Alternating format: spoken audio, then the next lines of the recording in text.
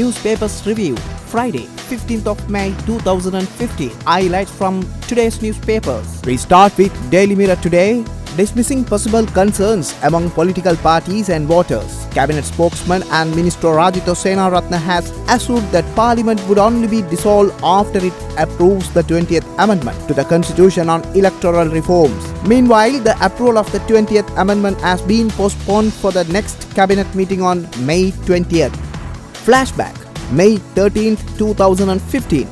The 20th Amendment to the Constitution was presented to the Cabinet by President Maithripala Sirisena, and a 9-member Cabinet subcommittee was appointed to further review the proposals and recommendations submitted by the political parties. The Sri Lanka Freedom Party also prepared its proposals on electoral reforms as the 20th Amendment to the Constitution and circulated among party leaders and the media last month.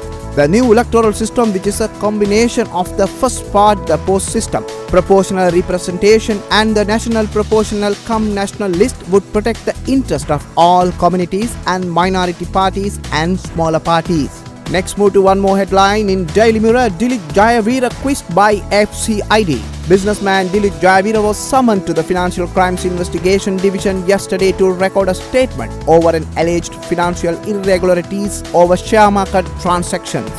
Former President Mahinda Rajapaksa yesterday dismissed reports that the Ceylon Steel Corporation and the Marriott Hotel in Dubai were his property, which were paper owned by a frontman. The Marriott Al Jaddah Hotel in Dubai is the very first 5-star property built and owned by a single Sri Lankan living outside Sri Lanka. One more headline in Daily Mirror. I refused a bribe of 300 million. Rajitha.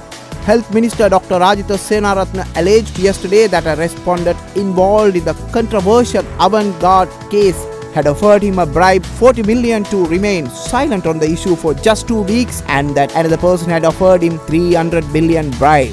Gota FR petition will face problem. Prime Minister Ranil Wickremesinghe said yesterday that the fundamental rights petition filed by former Defence Secretary Gotabaya Rajapaksa would face a problem as the cabinet, which is named as the respondent, may not be in existence on the next hearing date. Next, move to Daily News. Ranil disturbed.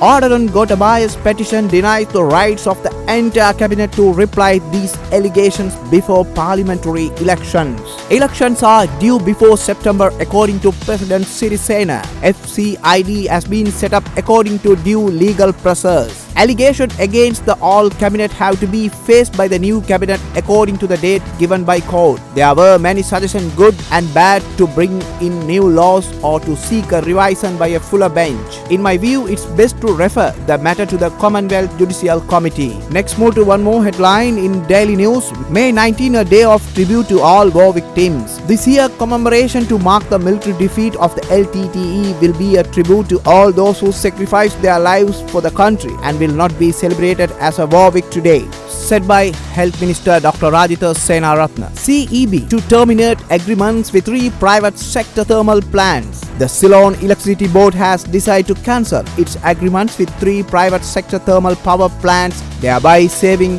3,500 million annually, said Power and Energy Minister Patali Champika Ranawaka. The minister said deals with Mathara, Ambalipitia and Puttalam Heladenavi thermal power plants, which are the main power supplies to the CEB, will be closed this year. Next, move to one more headline in Daily News. Basil to be indicated in 2 weeks under Offences Against Public Property Act. Former Minister and UPFA parliamentarian Basil Rajapaksa will be served indictment before the Colombo High Court by the end of this month, Attorney General Department sources said. They also added that Rajapaksa and other suspects of the case will be served indictment under Offences Against the Public Property Act. Last headline in Daily News. Probe on Gota, allegation to continue.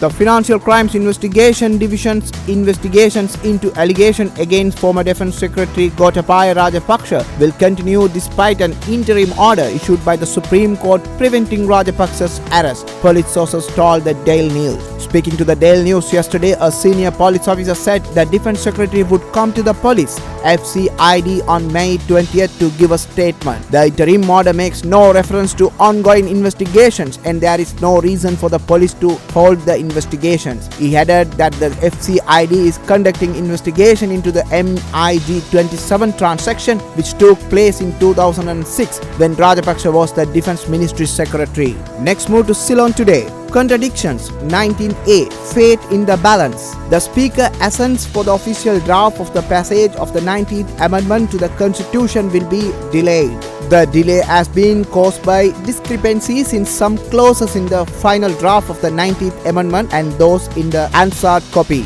Leader of the Mahajana Eksat Peramuna MP Dinesh Gunawardena said that the group, including ruling and opposition party leaders, had held 1.5 hour discussion on 13 May with the Deputy General Secretary of Parliament, Neil Iddavala, regarding the differing clauses.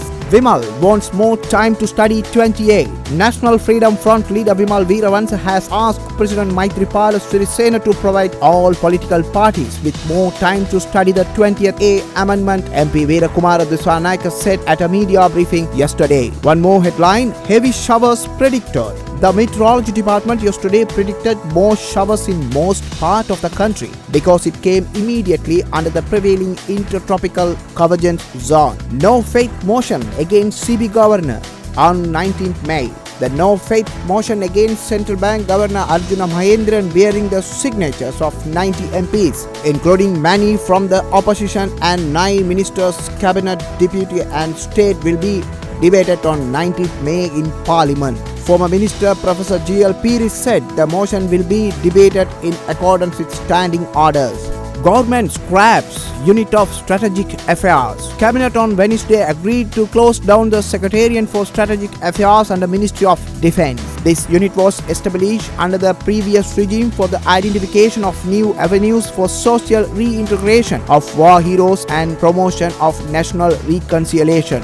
MPs ministered sailing their vehicle permits. And Kodituaku Attorney at Law and Solitaire filed a right application in the Supreme Court, stating that the tax-free permit scheme provided for members of parliament and cabinet minister to import vehicles has since been abused by members and ministers selling the permits in the open market. That's the end of newspaper review today. We'll meet tomorrow with more news. Until then, log on with Ardhavan News.